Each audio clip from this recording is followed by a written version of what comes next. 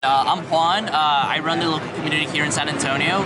Been playing the games and running the community for about 4 years now, and hopefully keep growing it. And gotta help out as many people as I can to enjoy this game. And my name's Levi Lalonde. I work for UVS Games on our organized play team, and I handle a lot of our event management. So things like convention appearances, tournaments, or just little solo operations like this, where I come out and try to bolster the local community by partnering up with their players and their stores, and just seeing if we can get some really great stuff going at these small-scale scenes. So this is UniVersus. This is what we like to call one of the best kept hidden secrets in card games. This game is almost 20 years old, and not many people know about it. So this card game started as a fighting game. So we had a lot of Street Fighter, Mortal Kombat, King of Fighters, Soul Calibur, and it has grown down into what we have right now, which, as you can see, we have Ghidorah, Godzilla, we have Spy Family, Suicide Squad, Soul Leveling, Tekken, MHA, and this card game has multi-IP with a lot of stuff more in the works to come in. We have some exclusive reveals to show up soon in our panel today at 5, and this is more of an interactive game of two-player versus players, are very interactive, and we have a couple of cards that we'd like to show you and reveal, just to kind of like give an idea of how some of the cards may look like. Yeah, so this is some of the MHA era, but let's skip a couple of these quickly so we can see some of the AOT era cards that we had, some of the secret rares. And how do you determine rarity on these cards? Just like any card, it'll tell you down at the bottom. We have from commons, rare, uncommons, rares, ultra rares, secret rares, and then we have from secret rares to alt arts, which may look completely different depending on the set. Each card will have its own world, and they'll have its own alt, depending on the world. And we do have one major rarity that is highly sought after. I actually have a couple of examples right here. What we call chrome rares. They only make 100 of each, but they look completely different. And they are all serialized.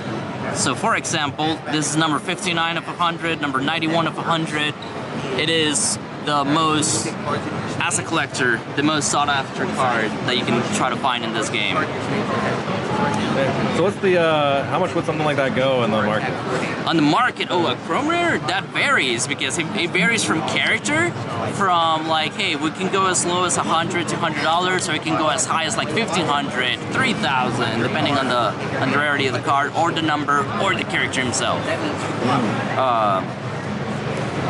This card game has a lot of stuff going on. If we want to talk about value, it is one of the most valued card games they can find, unlike others where you have to spend like, you know, hundreds of dollars trying to make a deck.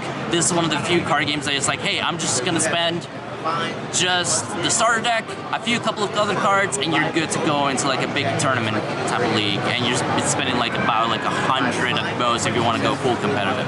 Like, where does one find these? Are these just like kind of comic book shops, or are they kind of larger retailers? Indeed, so these guys are Combat Power. They're a local store in the Wonderland Mall here, and it's one of the best places to play UniVersus in San Antonio, and also one of the best places to buy UniVersus. They've got basically everything and anything that we've released over the last couple of years at the booth.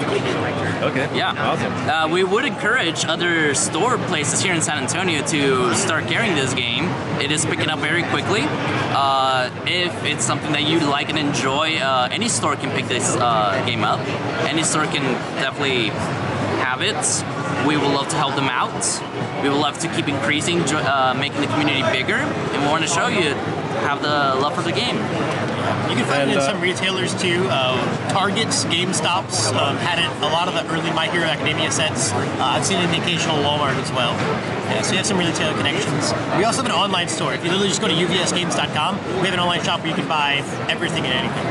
How's like the collaborations, like the different franchises, like how does that come about? Like how is one chosen to be featured in the card set or what? Yes, that process is, pretty extensive. I'm not personally in our licensing department, so I don't know much about that past just, we reach out to them, they reach out to us, and then somewhere along the way we figure out would their IP be a good fit in our card game? Do they think our card game will provide them, good value, publicity, and overall just does the collaboration fit? Is it fun? Is it exciting? Is it going to make a good product to sell? Is it going to be something that's enjoyable by people? A lot of times too, there's kind of a roadmap between them. It's like a really good example is Godzilla.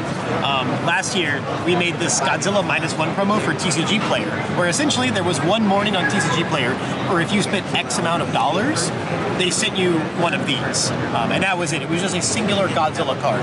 But it was really awesome. TCG Player loved the promotion. The promo was really, really hyped up on social medias. It's sought after on the aftermarket, and it was just a very, very good thing that we did.